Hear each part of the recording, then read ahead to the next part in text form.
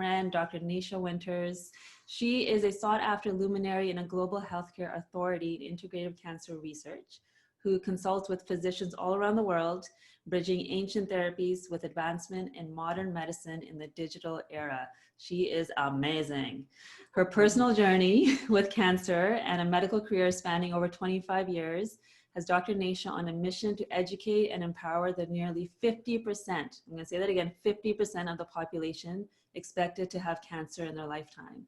And this line I love that she speaks to all the time: prevention is the only cure. She's also written a book. She's a best-selling co-author of The Metabolic Approach to Cancer, which everybody should be getting. And it's received many accolades. And I just think she is a woman with so much knowledge. She doesn't know it, but we're BFFs. And I know it. And, you know, she's just someone that we really look up to. She's also a naturopathic physician, and we feel like it's so important to have mentors, people that we look up to. She's got a new project that I hope she talks about as we're talking to her. So welcome and thank you. Oh my gosh, you guys, we could just talk forever about anything. We almost did before we pressed record. Oh yeah, we have to record. Recorded that, but yeah, it's like I feel like I've known you both forever, and your mission and what you share in the world is so beautiful as well. And you know, I definitely cyber stalk both of you, and I just love your humanity and your just rawness that you will put forward. You know, you don't candy coat it. You are very real, and I think that leads so much into our conversation today. That in moments of intensity, despair, we can offer a couple, you know, we kind of go a couple different ways. We either bury our head in the sand, or we become paralyzed by terror, or we Pollyanna sugarcoat it, or as my grandma said, put lipstick on a pig. And really all of those, oh my God, that's hilarious. But all of those things have, of course, they're great strategies of survival. Right. Yeah.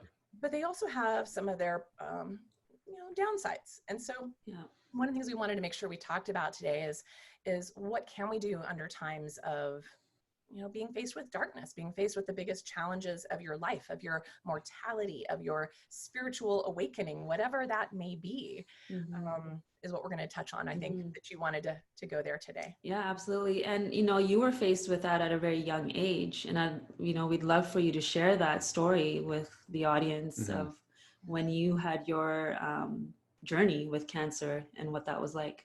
Yeah. You know, the first time I really got to know you guys was speaking at one of Dr. Pompa's gatherings, gosh, March of last year. It feels like a decade ago. I know. Oh my gosh, very different world back then. And, you know, one of the things that I think people think when they're diagnosed with cancer is that it just came out overnight, and that you just kind of went to bed one night without it and woke up the next morning with it. And a sort of journey I took you all on was the story of a little person that was born into this world under really intense circumstances of kind of lack of being wanted, you know, as sort of just a mess of where it was, along with having a lot of digestive issues and allergies to formula and a lot of stress and duress and violence and things in the home growing up, and a lot of problems with being put on lots of medications for the digestive issues well before they were 7. And the point is like kind of showing you the layering cake of this little person's life. It was no wonder that by the time they were 19, 20 years old, that a diagnosis of stage 4 ovarian cancer was labeled on them. And what really shocked the group was that was my story. And to talk about that, it wasn't like I went to bed overnight and this was the deal, or that some people just say, well, those were just bad genetics. I mean, it was it wasn't until 5 years after my diagnosis that people started even testing for the BRCA gene and realized I had that genetic predisposition, which we could have all guessed just given the family of origin.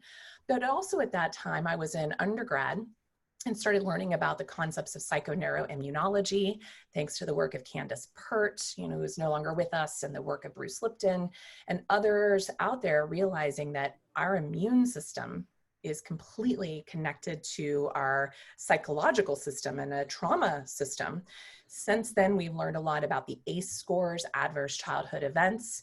And as someone who came from a place of a lot of adverse childhood events, it was pretty much what we understand today you know, here in 2020 vision versus what we understood back in 1991 at the time of my diagnosis, was that truly our thoughts and life experiences will impact our ability to be resilient or resistant to conditions in our lives, to situations and reactions to things in our lives.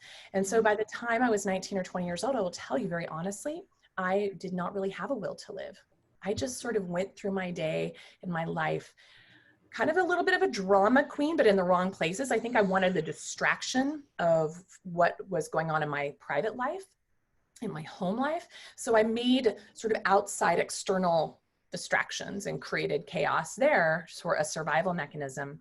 But I also had tried to take my life a few times before that diagnosis. And I think in the beginning, a little bit of seeking of attention, but then after a while, just a place where now I understand looking back that my gut brain was completely disconnected. My HPA axis was a hot stinking mess. My body was completely ruled by hormones that were taken over to treat various conditions from autoimmune, polycystic ovarian, endometriosis, et cetera. I share this background for your folks to understand that this was a cumulative effect of nearly 2 decades by the time it was big enough and loud enough to capture my attention. But I had been trying to have people capture that attention, but because I was that sort of cry wolf kind of gal and everyone kind of saw me as that, even the medical world started to treat me differently. And basically were like, ah, she's just a little histrionic, et cetera. By the time it was big enough and loud enough, I was too far gone to even have standard of care options.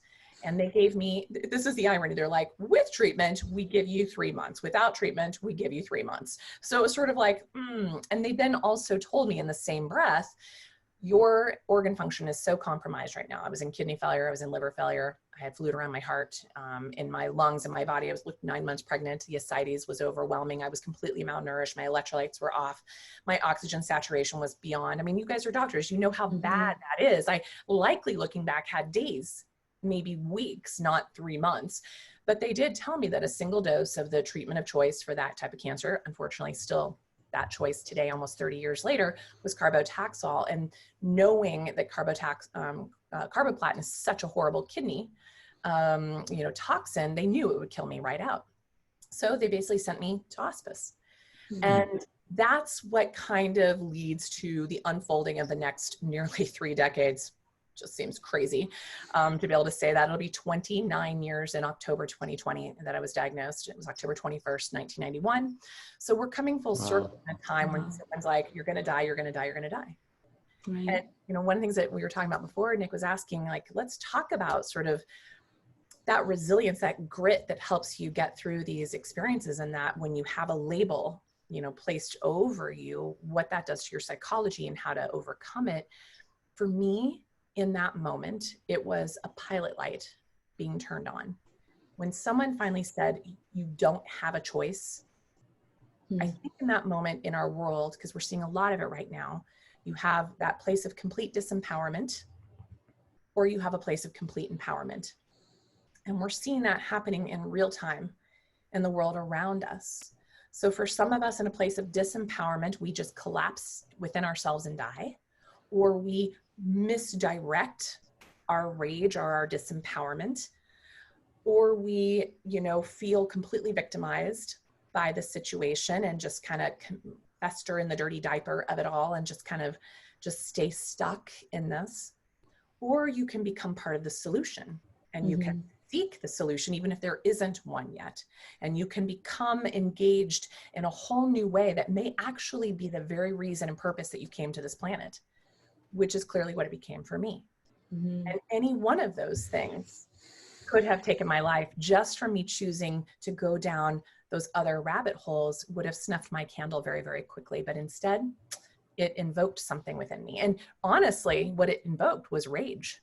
And I think rage and anger is a very healthy emotion. But when we direct it at ourselves or at another, that's when it gets a little sticky. And that's when it can cause more damage, more inflammation, more toxicity to the environment. But when it can be directed in a place of, let me create a whole new way, a whole new thought, a whole new way of doing it that's never been done before. Because if the answers were there, we would have done it. right? Yeah. If there was a cure for cancer or a cure for racism or a cure for disempowerment or a cure for, prevention of viral infections or whatever, we would have figured that out by now.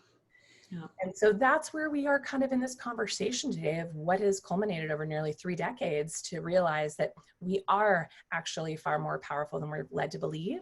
Yeah. And that we can help foster and nurture and sort of reignite that pilot light in each of us by being a living, breathing example of finding a brand new pathway and a brand new languaging to describe our experiences.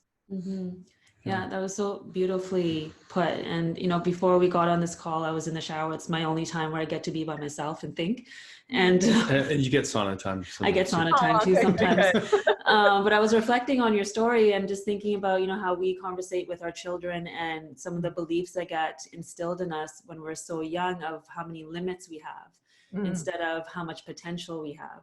And that, we were watching Mary Poppins last night and I loved when she kept saying the impossible is possible. I can't remember what it was, but just hearing that over and over again is so important to recognize that nothing's impossible, but there's possibility, that we have this mass potential, that we don't have to put limits on us. But if we grow up in an environment where that's all we're seeing, then come faced with an event, like you said, we can make those two choices. We can either keep going down that path or recognizing that there's so much light and power within us. And that's exactly what you did. Right. Yeah. Your story gets me every time. I mean, I get emotional every time I hear you speak your story, because it's looking at you like you're a gorgeous woman. You're successful. You're doing so many amazing things in the world. And like, it's almost like I don't believe you when you say the story, because it's so profound. It's so universal. It all tugs our heartstrings because we all see where we went the wrong way for a long period of time in our lives. And it's hard to believe that you went through that. And so like, my question to you is like, how do you let patients know that, like, hearing your story, they almost like they see you and go like, no, she didn't go through that. There's no way. Like, there's such a massive transformation that can happen for people, and you're living proof of that. So how do you help people understand that? Yeah. Well, in doing this for so long for myself, first of all, I did not share my story very outwardly. There was a very small handful of people close to me who knew what was going on. Part of it, and still to this day, I never associated with being a cancer patient. Never did. And so part of that, and even now what I'm finding, just for your listeners to hear this, is that in the last couple of years since my book has been out, and since I have been more out there with it, and I am telling the story more, I will tell you, I feel these little tugs of the seductiveness to fall back in that victimization, in that time of trauma. So I walk that fine line of feeling into, when is my story helpful for others and harmful for me? And when do I know where to cut that off? That's a trick. I'm literally working with that one. I don't have the answer yet. I'm still learning that for myself. But that's something that I start to realize that some people in my practice, I've watched this many times over, they get so attached to their story, to their diagnosis, that they can't get out of that. And so perhaps one of my strategies was to completely disassociate from it for many years. And I think that there's no right or wrong way, but I think finding that pendulum landing somewhere in the midst of the two is what I'm still struggling with in my own process. So please don't believe that I've got it figured out. At the same token, I do know that the seductiveness of the story and that people's illnesses, no matter what the diagnosis is, can often give them a lot more than what they received prior to being diagnosed.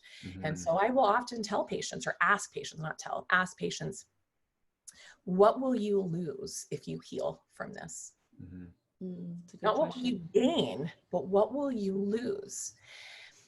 And it's interesting because the way, they kind of get this look, because maybe, for instance, maybe having that death sentence or that diagnosis was the first time somebody listened to them, or the first time somebody cared for them, and that they could put down maybe their heavy load for just a moment. And it's like the first hit of heroin, it's like, that's a sweetness that's hard to get again after that. So I want people to recognize that our addiction to having an illness, to get the things we're missing in our lives is something to also make sure you're checking in with regularly. Because what I want people to realize is that their story can be a launching pad. It can move them into something else, because my patients who really heal, I always ask the 3 questions, and we talked about this as well on previous discussions, but I always ask, what brings you joy? Okay. For what are you grateful? And what did you come here to do? Mm-hmm. And those answers right there will tell me the prognosis immediately of that patient. If they can't find joy, or if they say things like, I have joy when my family all gathers around me, which they're now doing since I have been diagnosed with cancer, that's a red flag, right? Or gratitude, when they're saying like, now I'm grateful that everyone's bringing me meals and cleaning my house. There's a place we start to realize, wow, they don't know how to ask for the help they need when they're well. So now an illness is their excuse for self-care. And so we try really hard to repurpose around that. And definitely we want to take a moment to, like, we need to all have the opportunity to really be still and be fully cared for. But when people start to stay there, that's where it becomes problematic. And then the next question, purpose or passion, what did you come here to do?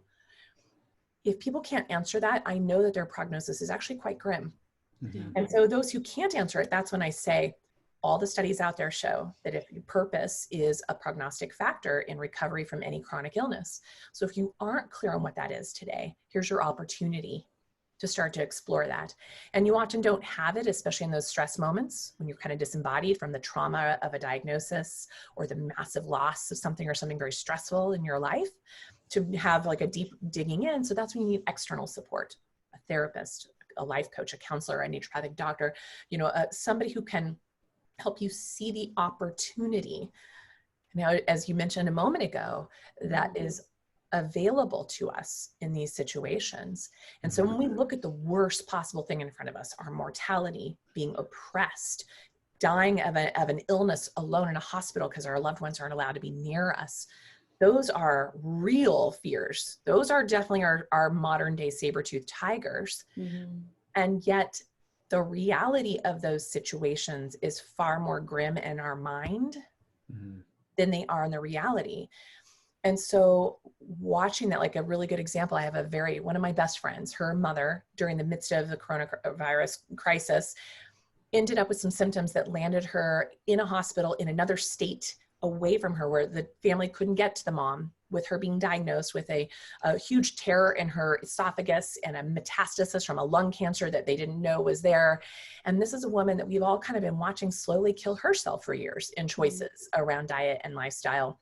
And basically she dug in deep, and you'll crack up. Her will to live was about getting to her next cigarette and a camping trip she had planned with her boyfriend in July.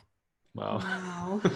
Whatever does the job. Yeah. Right? The weirdest thing, this woman is now out of hospice, at home, sitting on her patio, having her cigarettes every day, planning her camping trip. In a couple weeks. There was a purpose. Yeah. Wow. It may not be what you and I would think is a purpose, but it was a very clear purpose for her. It wasn't about watching her grandkids grow up. It wasn't about, it was these one simple things, but it's so funny because it became so clear and so focused for her that we all kind of laughed about it in the beginning.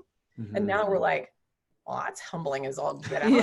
Yeah. Well, it's the thing that gives her joy, right? Those 3 questions that you're asking. Exactly it. And for her in that moment with that cigarette, that's probably her only connection with God. In any moment of the day, with spirit, in any moment, it's like that breath, that prana, that chi, that moment of her time, like your time in the like maybe that is her one time of feeling in this world.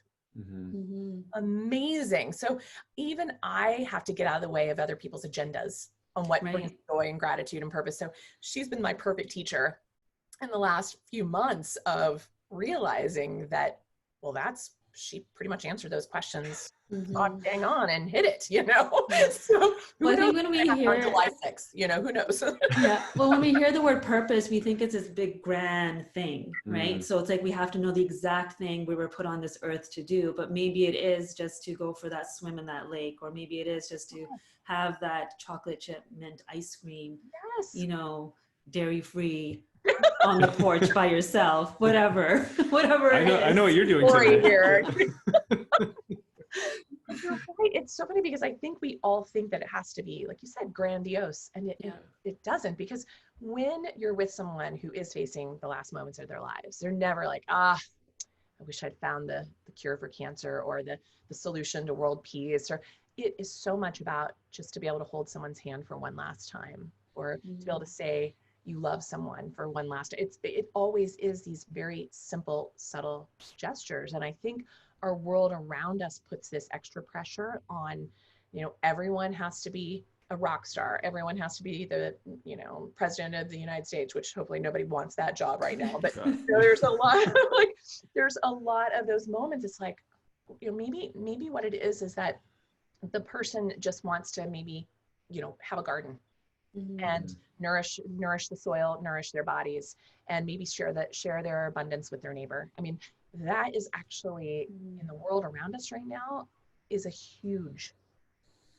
that is a grandiose gesture in the world around us when we're all kind of collapsing in upon ourselves. Yeah. I think that's really powerful. And then the next part of that is, here's the tangible.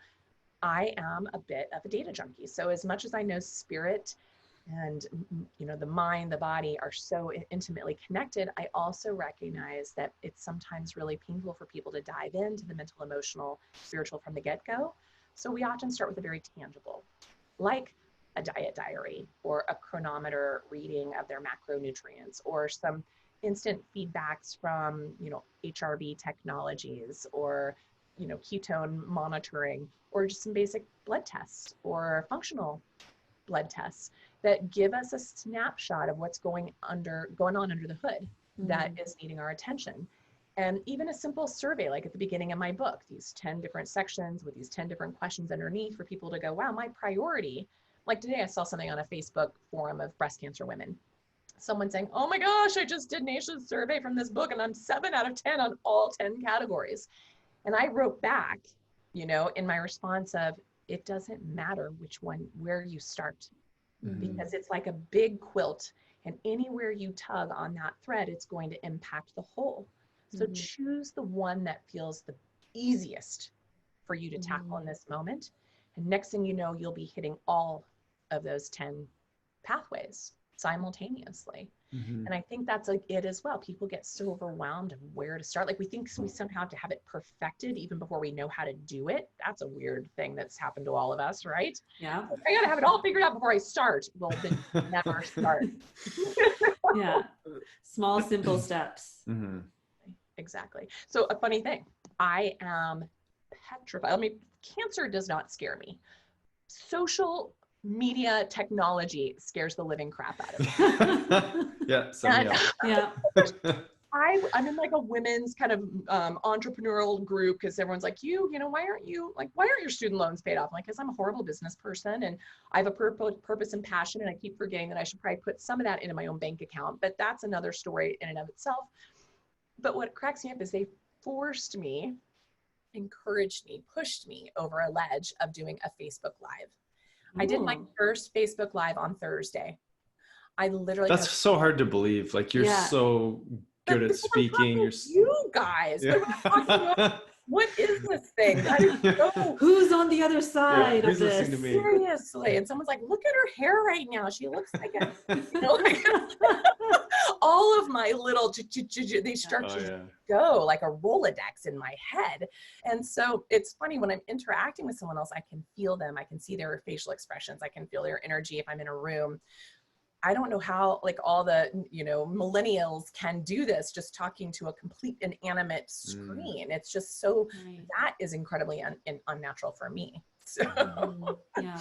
Well, because you're so much about connection, and as all of us are, and I think the next generation is just growing up in this world where unfortunately there's a lot of disconnect. Totally. And they're getting that connection from the screens. They're getting that connection from this new way of communicating with the world, which can be really beautiful. And also at the same time, our human nature is to connect like this, is we get something out of this interaction. And I think that's really missing. And I know you and I in the past have talked about, even in cancer with cells, when that cell goes rogue and starts creating its own colony and its own system over here, it's because it didn't now all of a sudden belong to this one here. So that belonging piece, I feel, is so important with like what we're dealing with in the world today, and within our bodies and within our own minds when, you know, a diagnosis happens. So there's so many layers to that. I was saying, why don't you bring that into your first reaction to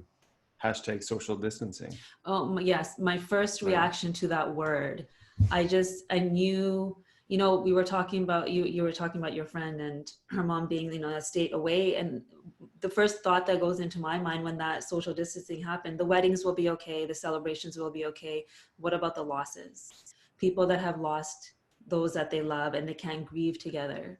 So that just that programming of social distance, disconnect, instead of using like physical distancing or whatever, like some other way of using the same languaging, but not in a way that's going to program our psyche to think that it's okay to not look somebody in the eye or smile at them out of fear. Oh my gosh, there's so many pieces here that are just like shooting off in my brain. I mean, one of them, first of all, is the cultural experience of loss, grief. You know, this is really powerful. And if we can't lean into each other in a moment like that, that really does disable us in many ways and drive the chasm even further. And, you know, in Sanskrit, the word grief means guru. And so guru, of course, is teacher. And here it is, you have this teaching moment of helping you awaken to the precious limitations of, you know, of the physical time that we're in right now, despite it being unlimited really in other ways. But that sort of robs us of a spiritual experience and of a possible growth experience to know that this is part of a natural life cycle as well. So I think there's that piece. The other piece is you spoke to the disconnect in general, the social disconnect, all these pieces. You know, our colleague Tina Kazor, a really well-known FAB-known naturopathic oncologist, she describes the cancer cell as a sociopath, you know, and it's sort of like, I am so rogue that I will destroy everything in my path, knowing eventually I will kill the host, but it doesn't matter. I'll go down with the sinking ship. That is also something we're seeing very much in this world right now. It's sort of like, screw it all, napalm it, you know, and like burn it all down. And, you know, and even that's the way we treat cancer. It's like we literally approach like, we're going to napalm the field and hope that a few little sprouts make it to get you, you know, to start growing again and get you to the other side. So I think that's very interesting. And then the philosophy of the anthroposophical physicians that are now celebrating their 100th year anniversary this year. We were all supposed to be doing it in person in Switzerland in September, which remains to be seen.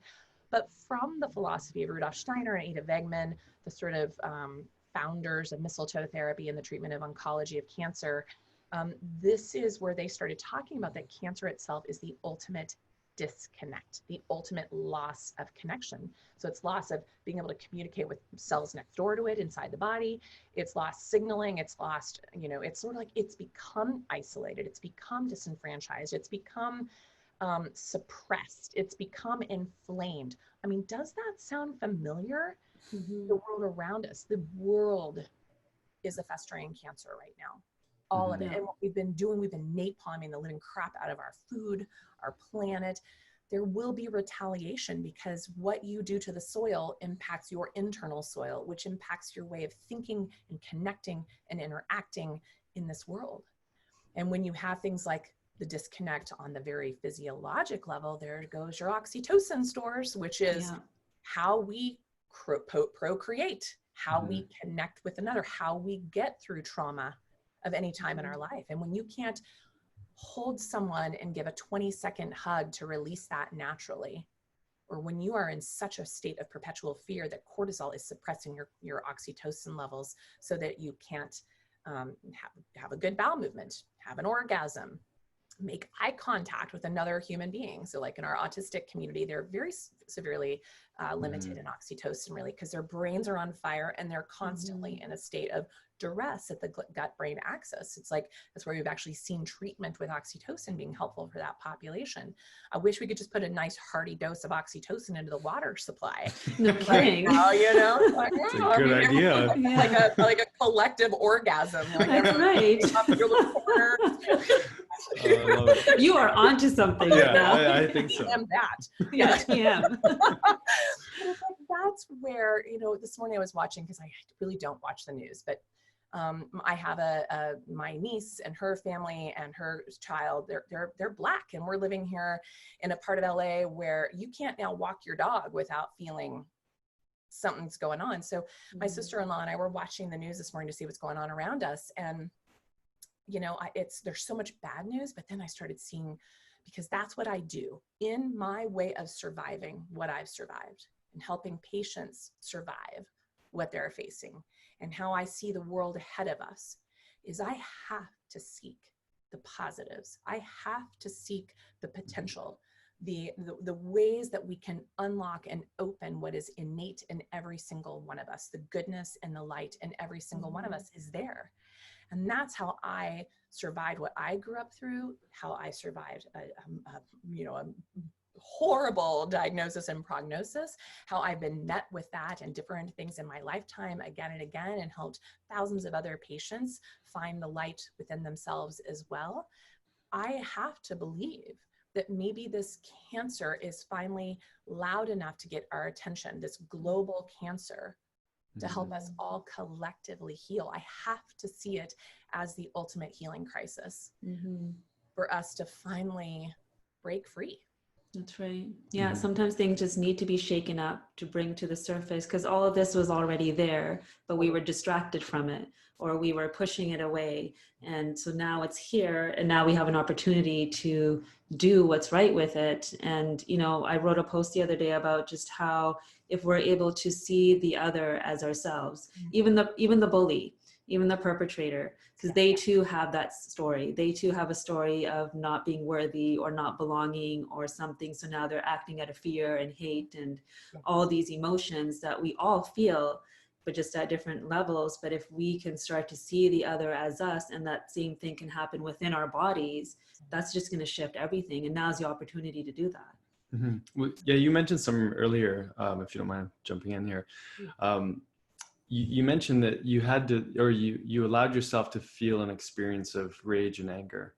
And I couldn't help but think of Dr. David Hawkins and his sort of power versus force, you know, of these different frequencies of emotions. Like apathy is being like the worst experience of the human condition. And then you move through fear, and then eventually get to rage or anger. And it's this tipping point into positivity where you're sort of on this border where you cross over into courage.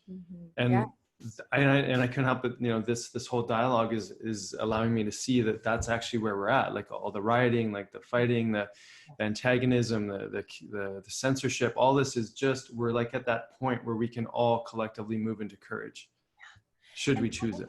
Right. And how interesting that we all had a collective global experience for the first time in human existence, leading up to this sort of pustule bursting. And what I thought was also fascinating is how there are protests rising all over the world in sort of solidarity of what's happening on the soil of this country, which is so also like amazing to me of we can't not feel it from each other anymore.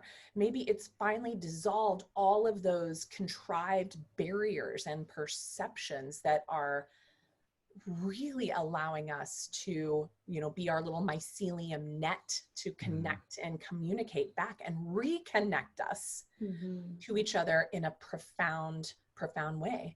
And that, you know, in Chinese medicine, the description of anger is the will to become. So it's fascinating that you talked about that. I'd forgotten about that piece, because that is, it's like, yeah, it can pull you back down and collapse upon it. But it feels like maybe just in the whole timing of things around us, that it was finally the energy, the you know, because we've kind of been entropy for some time, because like you said, apathy is the most toxic. Complacency is the most toxic. People without opinion, those are those are the people without purpose. Those are the folks, that's dangerous territory. You know, and like even cancer exploding in the body, it's very much on this, you know, what we're seeing on the collective, in the media, etc. But once we push through that, the level of relief and peace and understanding and connection is really like at our fingertips. Like we can really move forward. And there will always be a few rogue cells afterwards. Oh, totally. Like always, like we all have cancer all the time.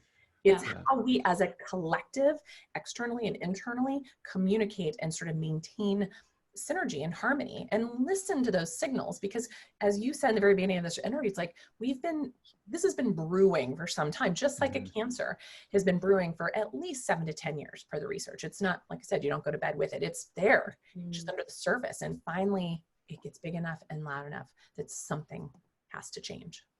You said something right there that was extremely important, and that's we all have cancer.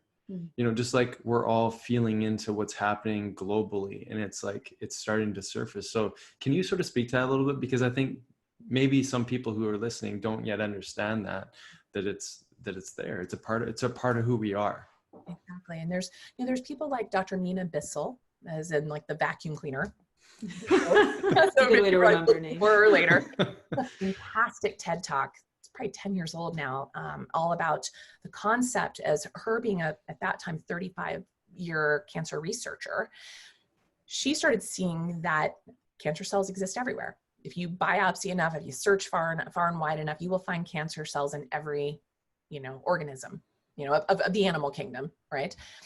In this realm. And what she started realizing, and this of course is how I think and focus well before I ever knew of her, was that it was what was happening in the medium of which those cells were frolicking about in that was telling them to grow, baby, grow, or stay kind of dormant and hanging out and sort of not causing any problems. It's like we always kind of talk about there's always one bad apple. Well, the bad apple isn't a problem unless we start to maybe put the whole basket of apples into like a dark, dank environment, or pour something really nasty on top of that basket, or, throw some flies into the piece, like the point is that she started to recognize, as have many others, is the terrain, the extracellular matrix, she calls it. Some people call it the cytoplasm.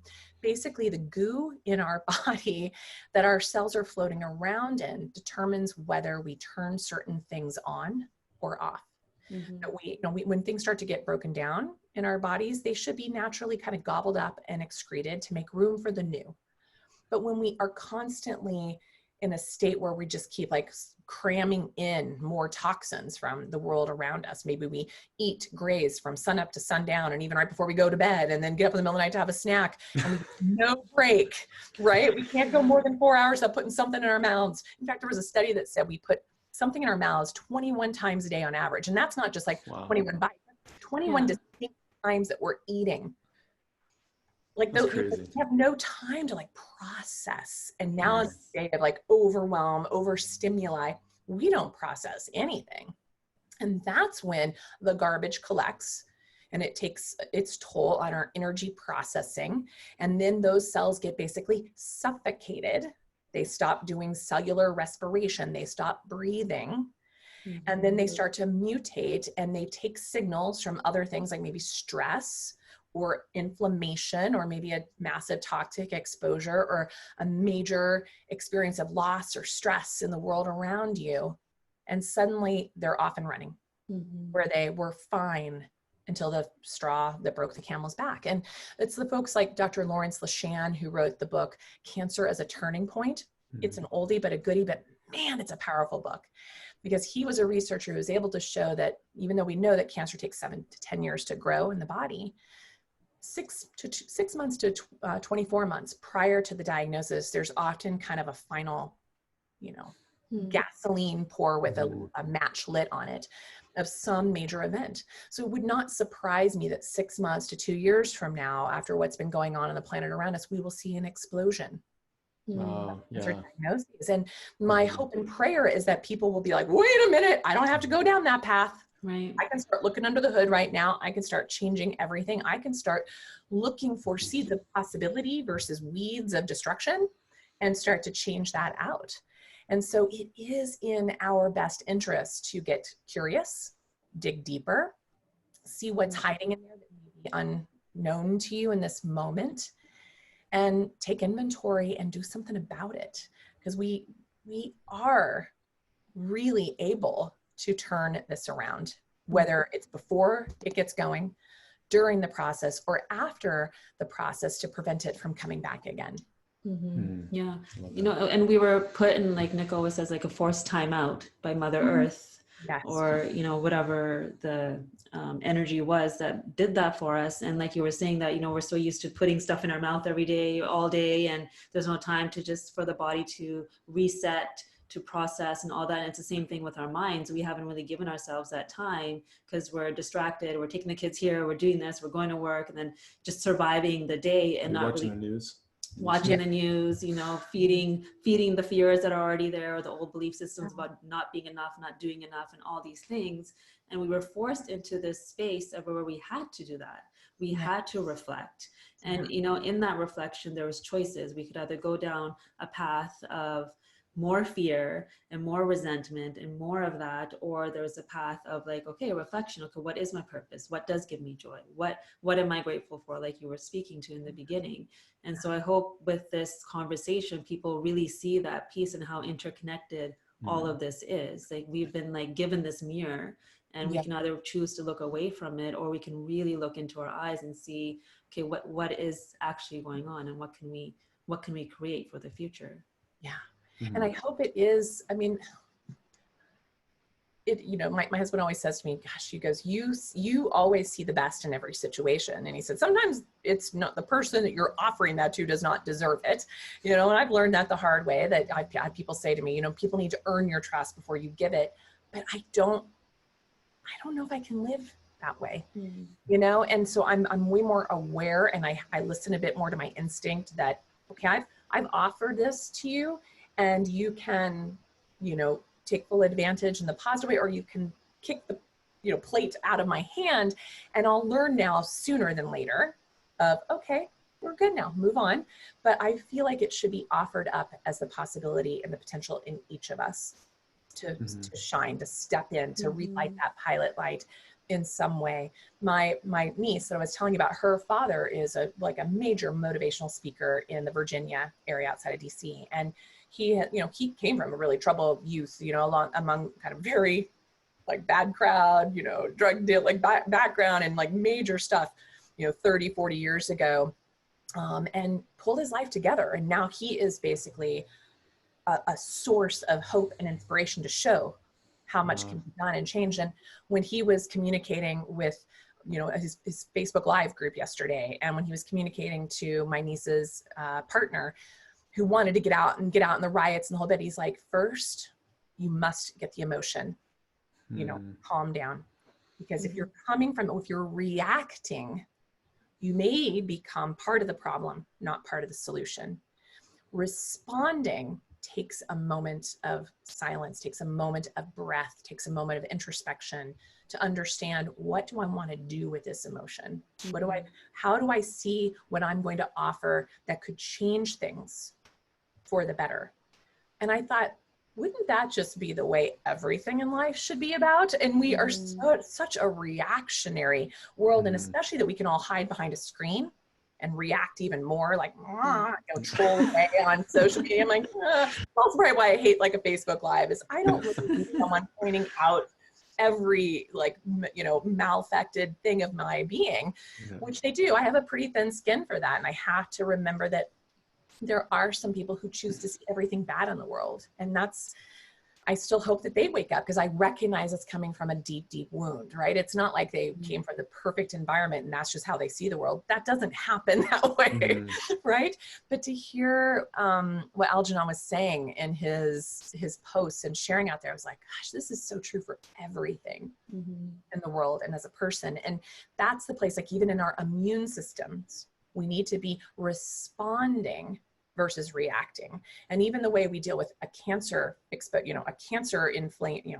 cancering process or a COVID reaction is based on this very simple concept of your immune system, 3 R's. Recognize, great, recognize what's you, what's something else. Respond, notice the word respond, and remember. So instead, it's sort of I don't recognize it, you versus me, us versus them, and then I react, and then I don't remember, and history just keeps repeating itself. This is the world of our broken collective immune system as well. It's pretty interesting. You just spoke to exactly what our reaction was to the coronavirus. I mean, literally, we forgot that our immune system knows how to remember. Our immune system knows how to respond, and our immune system knows how to communicate with the outside world and how to operate.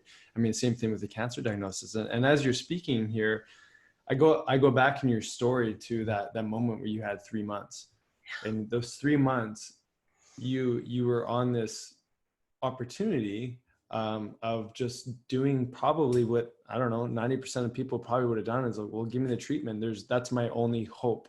Right. And so what kind of information did you have to make that response in that moment? Because that's so important for what's happening for all of us right now. You know, it's interesting at that time, because there was just a Dewey Decimal System and no Dr. Google. Well, that aged me a little bit there, but there was that piece. Also was at a very poor liberal arts school that had really outdated textbooks, thank God, because I stumbled upon, when I started researching everything I could on cancer, I ran across the work of Otto Warburg, okay, which is all about the metabolic concepts of cancer. This is a function and destruction of whether your cells are breathing, you know, or suffocating, and whether the body's fermenting. So kind of like, not fermenting like good, not like a sauerkraut, you know, but more like on, you know, that's not got any fresh water coming into it. And like the fuel sources coming in. And so because I was also dealing with so much ascites, I didn't have much real estate to put in food. So I, in essence, fasted for 2.5 months because I couldn't. And everything, I mean, this is a little TMI, but everything I put in would come back out, to the point where I was even throwing up feces for a period of time. And I had a bowel obstruction, the whole bit. So I will tell you right now, the thing that probably saved my life most were 3 major things. One of them is I had to stop. I had to stop working my 3 jobs. I had to take a leave of absence from my 21 hours of biology, chemistry, dual major, science heavy coursework. I was working grave shifts at a detox center as well. So I got off my shift of that. I did a family fast, a 2-year family fast. So it was a time when you could easily block your phone number. You know, there was no cell phone. It was easy time to just fall off the face of the earth. I had to get away from a very toxic, dangerous background. And then the third thing is fasting. I didn't have a choice. I couldn't eat. I didn't have any hunger, because that's also the nature of ascites, is it takes away this, it's a metabolic wasting process. So I had no hunger. That was the first phase.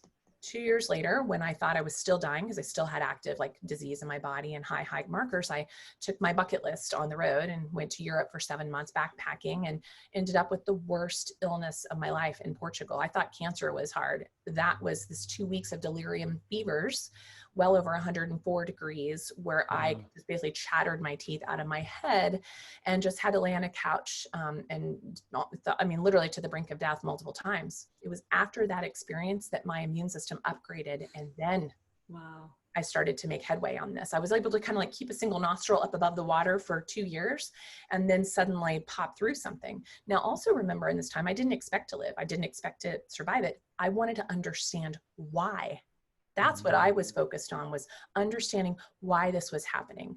And so here I was, a biology chemistry major, who suddenly, in the awareness, because one of the first books I read after my diagnosis was Quantum Healing by Deepak Chopra, who, a girl from Kansas in 1991, that book does not just show up miraculously in the library. Okay. And that shifted so much for me. And I started exploring. I got curious. I wanted to know why. I'm like, if I'm going to go out, I want to understand this pattern for me. And it just kept opening and opening and opening. I started going back to work, but working with because I worked at a detox, I started working with the native healers that would come in and support, because I lived on 4 Indian reservations. So I'd start doing sweat lodge and learning about their old ways of how they approached things. I started to work in an herbal shop and take classes from them and start to understand the power of herbal medicines. I started working in a health food store so I could get massive discounts to buy get all the leftover supplements and discounted food, or the food they were going to throw away. That's how I nourished myself. I had multiple jobs where I was like cleaning houses, but cleaning houses of people like rolfers and acupuncturists, so I could trade for my healthcare. I was so poor, I lived in a teepee for 2 years with my husband. It was also the best stinking years of our lives. He was my then boyfriend, now husband, living off the land where every single night an owl would land on our teepee poles and sing us to sleep because it would dingle our little wind chimes. And we'd be when we turn out the lanterns every night, the coyotes would all sing us to bed. We'd wake up in the morning with the elk bedded down around us. There was a hospital built where our teepee was. People would come and leave offerings on our, because they would think we're just like a random teepee in a field, and they realized, oh shit, someone lives here. There's no lock on the door. It changed everything for me. And then another dive in, I took a spiritual dive into what we are now able to talk about more in the world. Is I did an accidental, because again, girl from Kansas who'd never even smoked a joint, I decided it'd be a really good idea to eat an entire baggie of mushrooms while everyone else was having like a cap. I didn't know what I was getting into. Like, these are really helpful in healing. I kept eating them and everyone realized what was happening. Like, oh no. Yeah, oh no is it, because the next few days of my life were like, whoa. But it was also what we're now seeing in the research, like Harvard studies and whatnot. We were giving these to patients who were dying to help them deal with their dying experience and not be so afraid of it. That's what it did for me. It took away, and that was within the first couple of months of my diagnosis, that took away my fear of mortality, that took away my fear of dying. And it actually took away my fear of living, which was even more my block. Wow. And so it's basically pulled away the veil for me to just live like absolutely out loud and intentionally from that moment forward. Almost 29 years in the making. Wow. Yeah. That's incredible. Yeah. I mean, what I hear is like you just like completely re-anchored and reconnected with you, with that soul that was put on this earth. And like you said in the beginning, you know, you found your purpose through that journey that you had. And like all of this just brought you to that. And it's that reconnection that happened with something bigger and with yourself.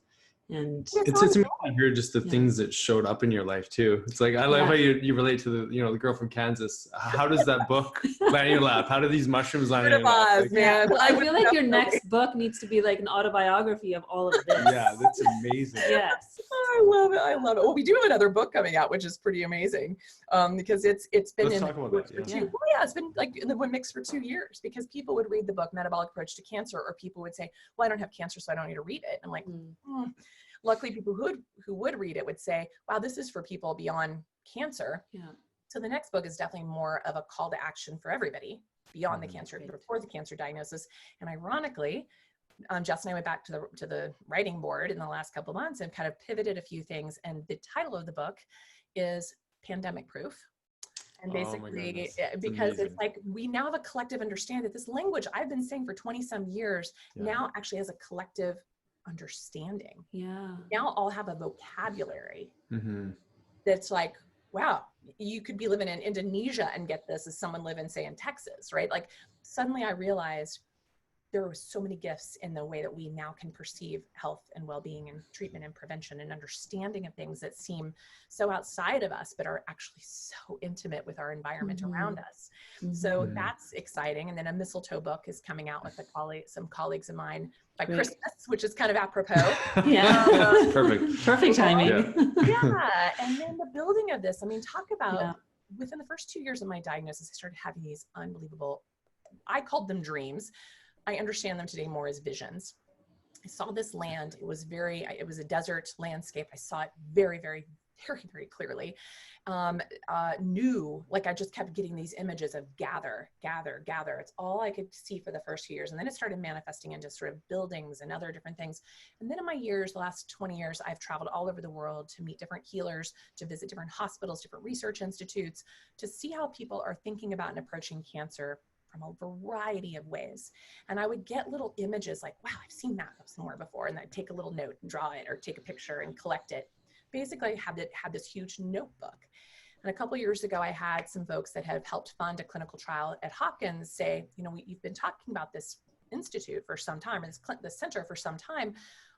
Can we take a stab at it? Can we take a look? Can we hand that off? And I basically handed these visions and all these lists and all these ideas off to an incredible team of architects who gave physical representation and manifestation of this vision. And when they showed to me, I just started bawling. Like it was just this moment of like home, you know, home. And we are literally within 24 hours of knowing if the spot, I mean, I knew when I landed on this piece of property, in February that this was it. This is the spot. And it's crazy that it's like all of these things are aligning. It took, that's where I think people think, oh, you just do this one thing and you're done. It's ongoing. It's not like you get, it's an ongoing process. So when people are sitting here hearing me talk about this hospital, it's coming to fruition, like, wow, that happened fast. I'm like, yeah, almost 30 years. I did not think it would ever come to fruition, but it's starting to look that way. And it is, now is the time, because trying to have these conversations a few years ago, no one was ready for this. They didn't understand. I had a billionaire philanthropist almost helped me launch this about 6-7 years ago. And then he decided to invest in proton radiation hospitals. Right. So, not quite the time, but now is the time. Now is the time. Now, win. So, and so needed right now. Yeah. I keep thinking of you and Steve in the teepee, and I see you guys there, and just, what you were, the blessings that you put onto the land to allow this to show up in your life. I mean, it's amazing. Yeah. And it just shows a journey of like patience. It shows a journey of like every day making the choice, right? Making those choices that push you or pull you actually to this space that you're going to be in now to help even more people. It's so amazing. Yeah. So let's we could talk to you for hours, obviously. I know, this is amazing. But I just want to make sure that people, how can they access your information? You've got the book, there's another one coming out, but if you can just let us know, and we'll put them in the show notes too. But Thank you. What's the best place to connect with you?